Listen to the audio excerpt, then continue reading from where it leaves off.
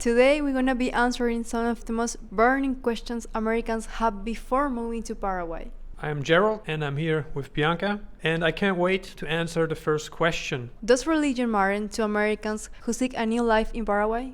What a great question, Bianca. This is something that our audience has been asking for a long time. If you're looking to move to a new country, one of the biggest questions that you have is whether you're able to integrate into the culture or not. Like so many of our audience and clients, they're looking to settle down overseas, and there's like this internal need to know whether this is achievable or not. And one of the good things about Paraguay, Bianca, is that it's a Catholic country and it's a very welcoming country. Paraguay has been open to immigrants for centuries, not just over the past 2 years. They've been open for a long time. And because of that, it's like a country where pretty much anybody can move to. I mean, especially Americans, because Americans are very often concerned about moving to a country that is very accepting. In Paraguay, this is definitely the case. And I can attest to this as much as people that I've met. Many people say that Paraguayans are some of the most hospitable people in the entire world. And sometimes people consider moving to different regions, and something that holds them back from moving to those regions is actually religion, because they are not going to be accepted as well as here. And so because of that, I would say that moving to a Catholic country is definitely a good choice. There are many options. Paraguay is one of them. There's the Philippines, which is also a Catholic country where Americans can live freely without restraint, which is important when you're coming from America and you're moving to, say, Latin America or Asia. You want to have that freedom, knowing that you're not going to be judged because of your religion. For Americans, they're Christians, they're Catholics, Jewish. This goes very well with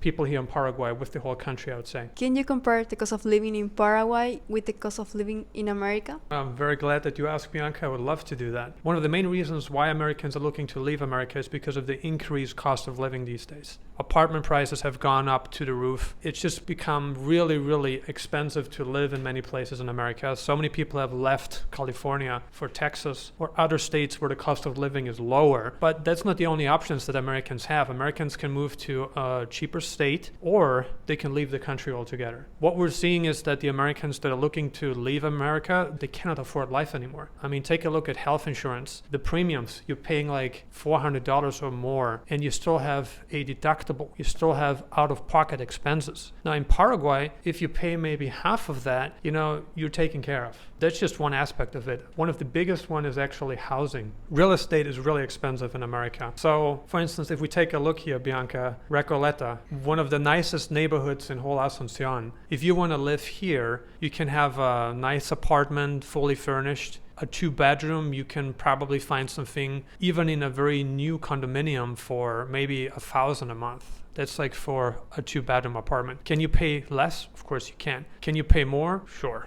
But in America, the same apartment would cost like triple easily, and sometimes even like 4 times, 5 times that amount. So the cost of living has gone up a lot. For foreigners coming here, they're like looking, how much can I get on a dollar? So here in Paraguay, I would say you can probably get 30 cents on a dollar. And if you're diligent with your research and if you pick certain things very wisely, you can probably get 20, 25 cents on a dollar. Obviously, there are always some trade-offs, so I'm not saying that everything is perfect, but if you're coming here, let's say with an income of, 30,000, 50,000 a year, where you can't even get by in America, you can live like a king with that money in Paraguay. I mean, in Asuncion, in the nicest neighborhood, you can live a pretty good life. Then another thing that I want to point out is that services are really affordable here. For instance, maid services are really affordable. Let's say you want to have your house cleaned, say once a week. You know how much I pay for this, Bianca, here? I pay like 120,000 guarani for that. And in America, for the same service, you probably pay 7 to 8 times that amount, which is really expensive. Now, this is just an example, right? Or for instance, if you want to go to a spa, you want to get a pedicure done, a manicure, what you do very often, I think.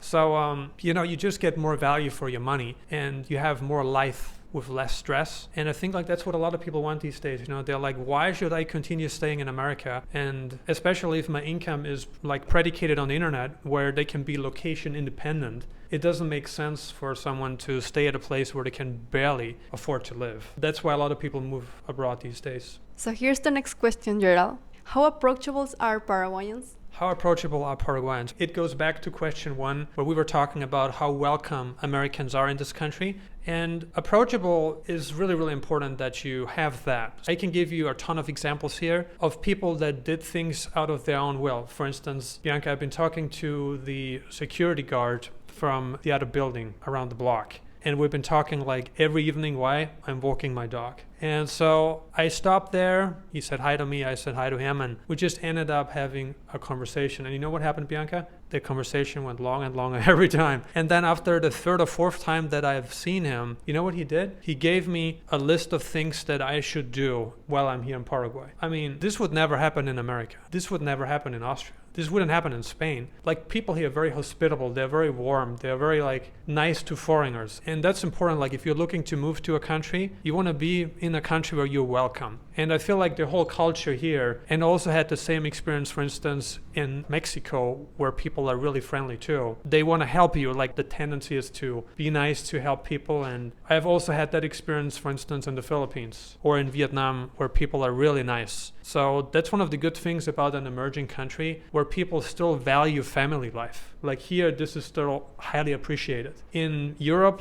no. I'm not saying you're not going to find nice people in Europe. You do, but it's not the same. Like, here, it seems like to me, Bianca, that people take a lot of appreciation in the little things that are important, that have gotten lost in our culture. Like, in our culture, it's super individualistic, where people value their personal success, and that's okay, that's important too. But here, it's more like probably America in the 30s, 40s, the 1930s, the 1940s. I feel like you're not going to have a problem making friends here. One of the things I am going to say, though, is that there are a lot of people that speak Spanish only. So if you want to say something about that. Yeah, actually, we are very recognized internationally that we are very hospitalian with the foreigners. So that's right, we actually take care of them. Why Paraguay?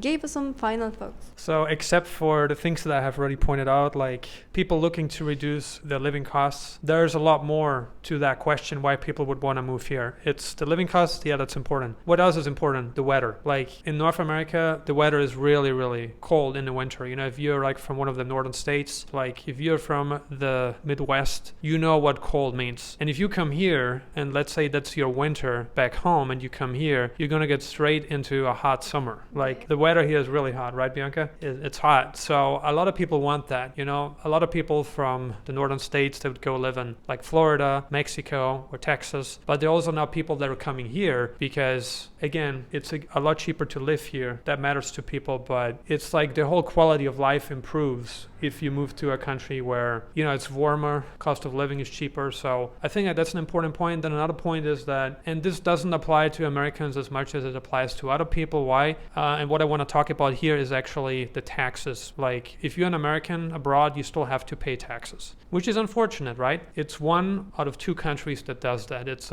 you know, if you're a citizen, you have to still pay taxes to America, even if you live in like Paraguay, or if you live in Guatemala, China, wherever, you're still going to have to pay taxes back to the American government. So Paraguay, if you come here, the taxes are actually quite low. On local income, you pay only 10% taxes. On corporate income, you pay only 10% taxes. And that's a flat tax rate. So it's not like progressive. No, it's flat. You only pay 10%, which is great. But as an American, you still have to file your tax return every year. Generally speaking, if you can utilize the foreign income exclusion, which means that if you've lived in a foreign country and you're a resident, and in this instance, we're talking about Paraguay, if you're a resident of Paraguay and you come here and you registered here legally, you can take advantage of the foreign income exclusion, which says that a certain amount of your yearly income is going to be consumed tax-free in Paraguay. You can utilize that, and right now that number is roughly, so I'm not giving you an exact number here, but it's roughly $130,000 a year that you can consume tax-free. That's assuming that your residency is overseas. It's in Paraguay. So you have cut ties with America and you're living here, then you can take advantage of this foreign tax exclusion. For a single person, it's roughly $130,000, and that changes every single year depending on inflation. It's inflation adjusted. That's not a big reason, you know, like the money that you can save, the higher quality of life, more fun in the sun, those type of things matter to people that want to live in Paraguay, I think.